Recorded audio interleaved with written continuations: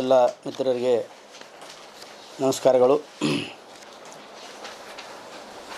ಕಲ್ಯಾಣ ಕರ್ನಾಟಕ ವ್ಯಾಪ್ತಿಯ 7 ಜಿಲ್ಲೆಗಳನ್ನು ಒಳಗೊಂಡಂತೆ ಇರುವಂತಹ ಕರ್ನಾಟಕ ಮಾಹಿತಿ ಆಯೋಗದ ಕಲಬುರಗಿ ಪೀಠದ ರಾಜ್ಯ ಆಯುಕ್ತರಾಗಿ ನಾನು ನೇಮಕಗೊಂಡ ನಂತರ ನವೆಂಬರ್ ತಿಂಗಳಿನಿಂದ ನಾನು ಈ ಪೀಠದಲ್ಲಿ ದಾಖಲಾದಂಥ ಪ್ರಕರಣಗಳ ವಿಚಾರಣೆಯನ್ನು ಆರಂಭಿಸಲಾಯಿತು. ಕಳೆದ 8 ತಿಂಗಳಿನಿಂದ ಈ ಪೀಠದಲ್ಲಿ ಯಾರೂ ಆಯುಕ್ತರಿರಲಿಲ್ಲ. ನಾನು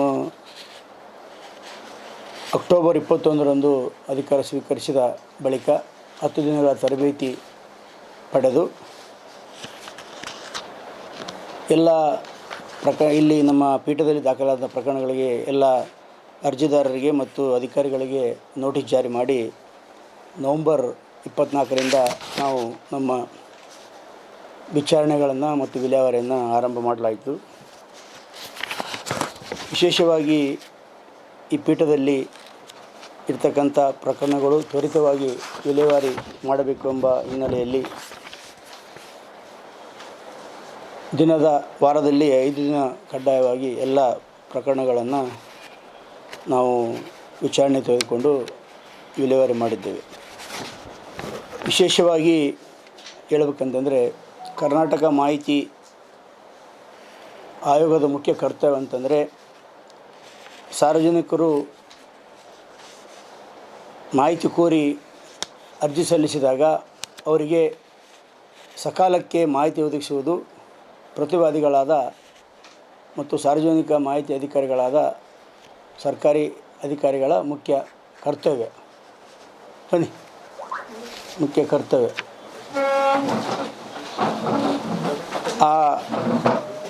ಪ್ಲೀಸ್ ಮುಖ್ಯ ಕರ್ತವ್ಯ. ಆದರೆ ಏನಾಗಿದೆ, ಸಾಕಷ್ಟು ಅಧಿಕಾರಿಗಳು ಸಾರ್ವಜನಿಕ ಮಾಹಿತಿ ಅಧಿಕಾರಿಗಳು ಸಕಾಲಕ್ಕೆ ಮಾಹಿತಿ ಒದಗಿಸುವಲ್ಲಿ ಸಾಕಷ್ಟು ವಿಳಂಬ ಆಗ್ತಿದೆ. ವಿಶೇಷವಾಗಿ ಗ್ರಾಮೀಣಾಭಿವೃದ್ಧಿ ಇಲಾಖೆಯಲ್ಲಿ ಪಂಚಾಯತ್ ರಾಜ್ ಇಲಾಖೆಯಲ್ಲಿ ಸಾಕಷ್ಟು ಪ್ರಕರಣಗಳು ನಮ್ಮಲ್ಲಿ ದಾಖಲಾಗ್ತವೆ. ಹೆಚ್ಚು ಗ್ರಾಮೀಣಾಭಿವೃದ್ಧಿ, ಕಂದಾಯ ಮತ್ತು ನಗರಾಡಳಿತ, ನಗರಸಭೆ, ಪುರಸಭೆ ಸಂಬಂಧಪಟ್ಟಂತೆ ಹೆಚ್ಚು ಪ್ರಕರಣಗಳು ದಾಖಲಾಗ್ತವೆ. ಈ ಹಿನ್ನೆಲೆಯಲ್ಲಿ ಹೆಚ್ಚು ಪ್ರಕರಣಗಳು ಪಂಚಾಯತ್ ರಾಜ್ ಅಭಿವೃದ್ಧಿ ಅಧಿಕಾರಿಗಳೇನಿರ್ತಾರೆ, ಪಂಚಾಯತ್ ಅಭಿವೃದ್ಧಿ ಅಧಿಕಾರಿಗಳ ಮೇಲೆ ಇರೋದರಿಂದ ಅಂಥ ಅಧಿಕಾರಿಗಳು ಸಕಾಲಕ್ಕೆ ಮಾಹಿತಿ ಕೊಡದಿದ್ದರೆ ಅವರಿಗೆ ದಂಡ ವಿಧಿಸುವುದು ಅನಿವಾರ್ಯ ಆಗ್ತದೆ. ಹೆಚ್ಚು ಪ್ರಕರಣಗಳು ಅದೇ ಇಲಾಖೆಯಿಂದ ದಾಖಲಾದ ಕಾರಣ ನಾನು ಅಧಿಕಾರ ಸ್ವೀಕರಿಸಿದ ನಂತರ ಮೂರು ಜನ ಪಿ ಡಿ ಒಗಳಿಗೆ ಒಬ್ಬನೇ ಪಿ ಡಿ ಒಗೆ ತಲಾ 2 ಪ್ರಕರಣದಲ್ಲಿ ಪ್ರತ್ಯೇಕವಾಗಿ 25 ಸಾವಿರ ನಾನು ದಂಡ ಹಾಕಿದ್ದೇನೆ ಮತ್ತು ಅದು ವಿವರಗಳನ್ನೆಲ್ಲ ನಿಮ್ಮ ಪ್ರೆಸ್ ನೋಟ್ನಲ್ಲಿ ಕೊಟ್ಟಿದ್ದೇನೆ. ಒಂದು ಮಾನ್ವಿ ತಾಲೂಕಿನ ಶಂಕೇಶ್ವರ್ ಗ್ರಾಮ ಪಂಚಾಯಿತಿ ಅಭಿವೃದ್ಧಿ ಅಧಿಕಾರಿ ನಾಗಭೂಷಣ್ ಅಂತೇಳಿ ಅವರಿಗೆ ಒಂದು ಪ್ರಕರಣದಲ್ಲಿ 25 ಸಾವಿರ ಮತ್ತು ಅದೇ ನಾಗಭೂಷಣ್ ಅವರಿಗೆ ಇನ್ನೊಂದು ಪ್ರಕರಣದಲ್ಲಿ 25 ಸಾವಿರ ಪ್ರಕರಣದ ದಂಡವನ್ನು ವಿಧಿಸಿ ನಾನು ಆದೇಶ ಮಾಡಿದ್ದೇನೆ. ಅವರು 15 ಹಣಕಾಸು ಆಯೋಗದ ಕುರಿತು ಮಾಹಿತಿ ಕೇಳಿದರು. ಅವರು 15 ಹಣಕಾಸು ಆಯೋಗದ ಅನುದಾನದ ವಿವರಗಳನ್ನು ಅವರು 23ನೇ ಇಸ್ವಿನಲ್ಲಿ ಕೇಳಿದ್ದವರು. 23ನೇ ಇಸ್ವಿನಲ್ಲಿ ಕೇಳಿರೋದು ಅವರು ಇಲ್ಲ ಕರೆಕ್ಟ್, ನೀವು ಹೇಳೋದು ಕರೆಕ್ಟು. ಬಟ್ ಅವ್ರು ಕೇಳಿರೋದು 23ನೇ ಇಸ್ವಿನಲ್ಲಿ ಕೇಳ್ಯಾರ. ಅವರು 23ನೇ ಇಸ್ವಿನಲ್ಲಿ ಯಾವಾಗ ಮಾಹಿತಿ ಕೇಳಿದಾಗ ಯಾರು ಸಾರ್ವಜನಿಕ ಮಾಹಿತಿ ಅಧಿಕಾರಿ ಇದ್ದರು ಅದೇ ಅಧಿಕಾರಿ ಇಲ್ಲಿವರೆಗಿದ್ದಾನೆ. ಇದ್ದರೂ ಕಳೆದ 2.5 ವರ್ಷದಿಂದ ಅವ್ರಿಗೆ ಮಾಹಿತಿ ಕೊಟ್ಟಿಲ್ಲ. ಮತ್ತು ಹಿಂದಿನ ನನಗಿಂತ ಮುಂಚೆ ಇದ್ದಂಥ ಆಯುಕ್ತರು ನಿಮ್ಮ ಪ್ರೆಸ್ ನೋಟಲ್ಲಿ ಡೀಟೇಲ್ ಕೊಟ್ಟಿದ್ದೀನಿ, ಒಂದು ವಿಚಾರಣೆ ಮಾಡಿ ಎಚ್ಚರಿಕೆ ಕೊಟ್ಟಿದ್ದಾರೆ. ನೀವು ಮೇಲ್ಮನವಿದಾರರು ಕೋರಿದ ಮಾಹಿತಿಯನ್ನು ಸಕಾಲಕ್ಕೆ ಒದಗಿಸಿ ಅವರಿಗೆ ಮಾಹಿತಿ ಒದಗಿಸ್ತಿದ್ದರೆ ನಿಮಗೆ ದಂಡ ವಿಧಿಸ್ತೀನಿ ಅಂತೇಳಿ ಅವರಿಗೆ ನೋಟಿಸ್ನಲ್ಲಿ ಹಿಂದಿನ ಒಂದು ಎಚ್ಚರಿಕೆ ನೋಟಿಸ್ ಕೊಟ್ಟಿದ್ರೂ ಅವರು ಮಾಹಿತಿ ಕೊಟ್ಟಿಲ್ಲ. ಮತ್ತು ಮೇಲ್ಮನವಿದಾರರು ಹೋಗಿ ಅವರಿಗೆ ಮಾಹಿತಿ ಕೊಡೋದು ಅಂತೇಳಿ ವಿಚಾರಿಸಿದಾಗ ಅವ್ರಿಗೆ ನಿರ್ಲಕ್ಷ್ಯ ಮಾಡಿದ್ದಾರೆ. ಇಲ್ಲಿ ನಾನು ರಿಟೈರ್ಡ್ ಆಗ್ತೀನಿ, ಮುಂದೆ ಬಂದಂಥ ಇವರಂತ ತೊಗೊಳ್ರಿ. ಅಂದರೆ 6-1 ಆಗಿದಾಗೂ ಅದೇ ಅಧಿಕಾರಿ ಇದ್ದವು, ಈಗೂ ಅದೇ ಅಧಿಕಾರಿ ಇದ್ದಾರೆ. ಅಂದರೆ ಮಾಹಿತಿ ಹಕ್ಕು ಕಾಯ್ದೆ ಬಗ್ಗೆ ಅವರಿಗೆ ಯಾವುದೇ ರೀತಿಯ ಒಂದು ಅಂಜಿಕೆ ಇಲ್ಲದಂಥ ಕಾರಣದ ಹಿನ್ನೆಲೆಯಲ್ಲಿ ಆ ಪಿ ಡಿ ಒಗೆ 2 ಪ್ರಕರಣದಲ್ಲಿ ಪ್ರತ್ಯೇಕವಾಗಿ 25,000 ದಂಡವನ್ನು ವಿಧಿಸಲಾಗಿದೆ. ಇನ್ನೊಂದು ಕಲಬುರಗಿ ಜಿಲ್ಲೆ ಸೇಡಂ ತಾಲೂಕಿನ ಅಡಿಕೆ ಗ್ರಾಮ ಪಂಚಾಯಿತಿ ಅವರು ಸಹ ಅದೇ 15 ಹಣಕಾಸು ಆಯೋಗದ ಅನುದಾನದ ಕುರಿತು ಮಾಹಿತಿ ಕೇಳಿದರು. ಅವರಿಗೂ ಸಹ ಅದೇ ರೀತಿ ಹಿಂದಿನ ಆಯುಕ್ತರು ಎಚ್ಚರಿಕೆ ಕೊಟ್ಟಿದ್ದರು, ನೀವು ಮುಂದಿನ ವಿಚಾರಣೆ ಒಳಗಾಗಿ ಮಾಹಿತಿ ಒದಗಿಸಿದ್ದರೆ ನೀವು ದಂಡ ವಿಧಿಸಿದಾಗಿದೆ ಅವರಿಗೆ ಎಚ್ಚರಿಕೆ ಕೊಟ್ಟಿದ್ರೂ ಅವರು ಕೊಟ್ಟಿಲ್ಲ. ಅವರಿಗೆ ಒಂದು 15,000 ರೂಪಾಯಿ ದಂಡವನ್ನು ವಿಧಿಸಲಾಗಿದೆ. ಮತ್ತು ನಾವು ಅಧಿಕಾರ ಸ್ವೀಕರಿಸಿದ ಮೇಲೆ ಈ 3 ಜನರಿಗೆ ದಂಡ ವಿಧಿಸಿದ್ದು. ದೆನ್ನು ದಂಡ ವಸೂಲಿ ಅಂದರೆ ಹಿಂದೆ 5 ವಿಚಾರಣೆಗಳು ಜರುಗಿದ್ದು. ರಾಯಚೂರಿನ ಡೈಟ್ ಶಿಕ್ಷಕರ ತರಬೇತಿ ಕೇಂದ್ರಕ್ಕೆ ಸಂಬಂಧಪಟ್ಟಂಥ ಒಂದು ಮಾಹಿತಿಗೆ ಸಂಬಂಧಪಟ್ಟಂತೆ ಮಾಹಿತಿ ನೀಡಿರಲಿಲ್ಲ ಆಗಿನ ಪ್ರಿನ್ಸಿಪಾಲ್ಗಳು ಮತ್ತು ಈಗ ಹಿರಿಯ ಉಪನ್ಯಾಸಕರು ಡಾಕ್ಟರ್ ಮಲ್ಲಿಕಾರ್ಜುನ್ ಅಂತೇಳಿ ಅವರ ಹೆಸರು. ಅವರಿಗೆ ದಂಡ ವಿಧಿಸಲಾಗಿತ್ತು ಹಿಂದೆ, ಬಟ್ ಅದು ವಸೂಲಾಗಿರಲಿಲ್ಲ. ನಾ ಬಂದ ಮೇಲೆ ಮೊನ್ನೆ ಕೊನೆಯ ನೋಟಿಸ್ ಕೊಟ್ಟಾಗ ಈಗ ಅವರು 15,000 ರೂಪಾಯಿ ದಂಡವನ್ನು ಅವರು ಪಾವತಿ ಮಾಡಿದ್ದಾರೆ. ಮತ್ತು ಇನ್ನೊಬ್ಬರು ಡಾಕ್ಟರ್ ರಾಜ್ಕುಮಾರ್ ಯರಗಲ್ ಅಂತೇಳಿ, ಅವರು ಹಿಂದೆ ಕೊಪ್ಪಳದಲ್ಲಿ ಜಿಲ್ಲಾ ಆರೋಗ್ಯ ಮತ್ತು ಕುಟುಂಬ ಕಲ್ಯಾಣ ಅಧಿಕಾರಿಗಳಾಗಿದ್ದರು. ಅವರಿಗೂ ಸಹ 10,000 ರೂಪಾಯಿ ದಂಡ ವಿಧಿಸಲಾಗಿತ್ತು, ಅವರು ಪಾವತಿ ಮಾಡಿರಲಿಲ್ಲ. ನಾ ಬಂದ ಮೇಲೆ ಅವರಿಗೆ ಕೊನೆಯ ಎಚ್ಚರಿಕೆ ನೋಟಿಸ್ ಕೊಟ್ಟಾಗ ಅವರು ಸಹ ಅಂದರೆ ಈಗ ಸದ್ಯ ಟ್ರಾನ್ಸ್ಫರ್ ಆಗಿದ್ದಾರೆ, ಕೊಪ್ಪಳದಲ್ಲಿ ಇಲ್ಲ, ಈಗ ಅವರು ಬಾಗಲಕೋಟೆ ಜಿಲ್ಲಾ ಆರೋಗ್ಯ ಮತ್ತು ಕುಟುಂಬ ಕಲ್ಯಾಣ ಅಧಿಕಾರಿ ಆಗಿದ್ದಾರೆ ಡಾಕ್ಟರ್ ರಾಜ್ಕುಮಾರ್ ಯರಗಲ್ ಅಂತೇಳಿ. ಅವರು ಸಹ 10,000 ರೂಪಾಯಿ ದಂಡವನ್ನು ಪಾವತಿ ಮಾಡಿದ್ದಾರೆ.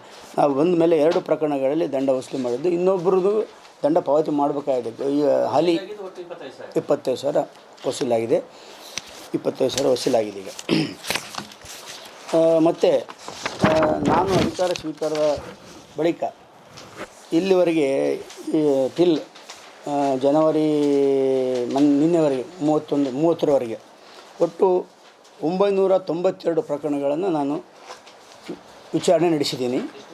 992 ಪ್ರಕರಣಗಳು ಪ್ರಸ್ತುತದಲ್ಲಿದೆ.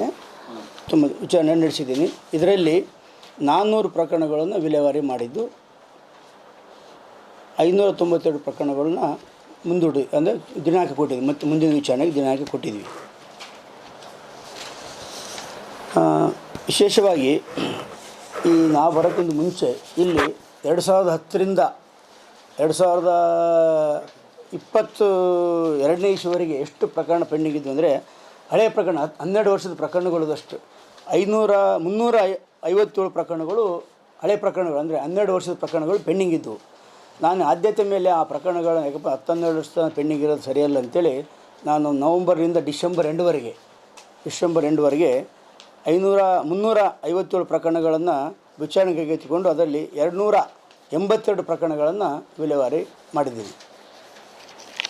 ತದನಂತರ ಈ ವರ್ಷ ಅಂದರೆ ಜನವರಿ 26ನೇ ಇಸ್ವಿ ಪ್ರಾರಂಭ ಆದಮೇಲೆ ಏನು ಹೊಸ ಪ್ರಕರಣಗಳು ಅಂದರೆ 2023 ನಂತರ ಯಾವುದೇ ಹಿಯರಿಂಗ್ ಆಗಲಿಲ್ಲ. ಇವೆಲ್ಲ ಮುಂಚೆ ಇವೆಲ್ಲ 357 ಪ್ರಕರಣಗಳಿಂದಲ್ಲ, ಹಿಂದೆ ವಿಚಾರಣೆ ಒಂದು ವಿಚಾರಣೆ, 2 ವಿಚಾರಣೆ, 3 ವಿಚಾರಣೆ ಅದು ಹಾಗೆಯೇ ವಿಲೇವಾರಿ ಆಗಲಾದ ಪ್ರಕರಣಗಳಿದ್ದವು. ನಾ ಬಂದ ಮೇಲೆ 2023 ಇಸ್ವಿಲಿಂದ ಒಂದು ವಿಚಾರಣೆ ಆಗಿಲ್ಲವು. ಅಂಥ ಪ್ರಕರಣಗಳನ್ನು ಈಗ ಕೈಗೆತ್ತಿಕೊಂಡು ವಿಚಾರಣೆ ನಡೆದದ. ಮತ್ತು ಇನ್ನು 882 ಪ್ರಕರಣಗಳು ಪಾರ್ಷಲಿ ಹಿಯರಿಂಗ್ ಆಗಿದೆ. ಅಂದರೆ 1 ಹಿಯರಿಂಗು, 2 ಹಿಯರಿಂಗು, 3 ಹಿಯರಿಂಗು, 4 ಹಿಯರಿಂಗ್ ಆಗಿದಂಥವು ಪ್ರಕರಣಗಳು 882 ಪ್ರಕರಣಗಳು ಬಾಕಿ ಇದ್ದಾವೆ. ಆ ಪ್ರಕರಣಗಳನ್ನು ಸಹ ನಾನು ಮಾರ್ಚ್ ತಿಂಗಳಲ್ಲಿ ಕೈಗೆತ್ತಿಕೊಂಡು ಅವುಗಳನ್ನು ಸಹ ಶೀಘ್ರ ವಿಲೇವಾರಿ ಮಾಡೋಕ್ಕೆ ಒಂದು ಕ್ರಿಯಾಯೋಜನೆಯನ್ನು ರೂಪಿಸ್ಕೊಂಡಿದ್ವಿ. ಮತ್ತು ಇನ್ನೊಂದು ಏನಾಗಿತ್ತು ಅಂದರೆ, ನಮ್ಮದು ಕಲಬುರಗಿ ಪೀಠ ಪ್ರಾರಂಭ ಆದಮೇಲೆ ಮೊದಲು ವಿಚಾರಣೆ ಎಲ್ಲ ಅಲ್ಲೇ ನಡೀತಿತ್ತು. ಕಲಬುರಗಿ ಪೀಠದ್ದು ಸಹ ಬೆಂಗಳೂರಲ್ಲೇ ನಡೀತಿತ್ತು. ಅದಾದಮೇಲೆ ಬೇರೆ ಒಬ್ಬರು ಆಯುಕ್ತರು ಬಂದಮೇಲೆ 1-2 ವರ್ಷ ಇಲ್ಲಿ ನಡೀತು. ಬಟ್ ಏನಾಗಿತ್ತು ಅಂತಂದರೆ, ನಮ್ಮದು ಅರ್ಜಿಯನ್ನು 19(3) ನಮಗೆ ಸಲ್ಲಿಸಬೇಕು. ಬಟ್ 19(3) ಸಲ್ಲಿಸಿದ ಅರ್ಜಿಗಳು ಬೆಂಗಳೂರಿನಲ್ಲಿ ಸಲ್ಲಿಸಬೇಕಾಗಿತ್ತು. ಅಲ್ಲಿ ಸಲ್ಲಿಸಿ ಅಲ್ಲಿ ಸ್ಕ್ರೂಟಿನಾಗಿ ಅಲ್ಲಿಂದ ನಮಗೆ ಫೈಲ್ಗಳು ಕಳಿಸ್ತಿದ್ರು. ಆವಾಗ ನಾವು ವಿಚಾರಣೆ ಮಾಡ್ತಿದ್ವಿ. ಈಗ ಏನು ಮಾಡಿದ್ವಿ, ಈಗ ನಾವು ಫೆಬ್ರವರಿ 1ರಿಂದ 19(3) ಅರ್ಜಿಗಳನ್ನ ಇಲ್ಲೇ ನಾಳೆಯಿಂದನೇ ಅರ್ಜಿಗಳು ಇಲ್ಲೇ ತೊಗೊತೀವಿ. ನಾವು ಇಲ್ಲೇ ಸ್ಕ್ರೂಟಿನಿ ಮಾಡ್ತೀವಿ, ಇಲ್ಲೇ ನಾವು 19(3) ವಿಚಾರಣೆ ನಡೆಸ್ತೀವಿ. ಮೊದಲೇನಿತ್ತು, ಅಲ್ಲಿ ಅರ್ಜಿಗಳು ಸಲ್ಲಿಸ್ಬೇಕಾಗಿತ್ತು, ಯಾರೇ ನಮ್ಮ ಭಾಗದವರೆಲ್ಲ ಅಲ್ಲಿ ಸಲ್ಲಿಸ್ಬೇಕಾಗಿತ್ತು, ಅಲ್ಲಿ ಸ್ಕ್ರೂಟಿನಾಗಿ ನಮಗೆ ಬರ್ತಿತ್ತು. ಈಗೇನು ಮಾಡಿದೆ, ಮತ್ತು ನಮ್ಮ ಭಾಗದವ್ರಿಗೆ ಅಲ್ಲಿ ಹೋಗಿ ಸಲ್ಲಿಸೋದಾಗಲಿ, ಆನ್ಲೈನಿಗೆ ಸಲ್ಲಿಸೋದಾಗಲಿ, ಪೋಸ್ಟಲ್ಲಿ ಸಲ್ಲಿಸೋದಾಗಲಿ ಸಮಸ್ಯೆ ಆಗ್ತದೆ. ಪ್ರತ್ಯೇಕ ಪೀಠ ಆಗಿರೋದ್ರಿಂದ ಇಲ್ಲಿ ನಮಗೆ 19(3) ಅರ್ಜಿಗಳು ಇಲ್ಲೇ ಸಲ್ಲಿಸ್ಬೇಕಂತೇಳಿ ನಾಳೆ ಫೆಬ್ರವರಿ 1ನೇ ತಾರೀಕಿನಿಂದ ಹಾಂ ಅದು ಅಂದರೆ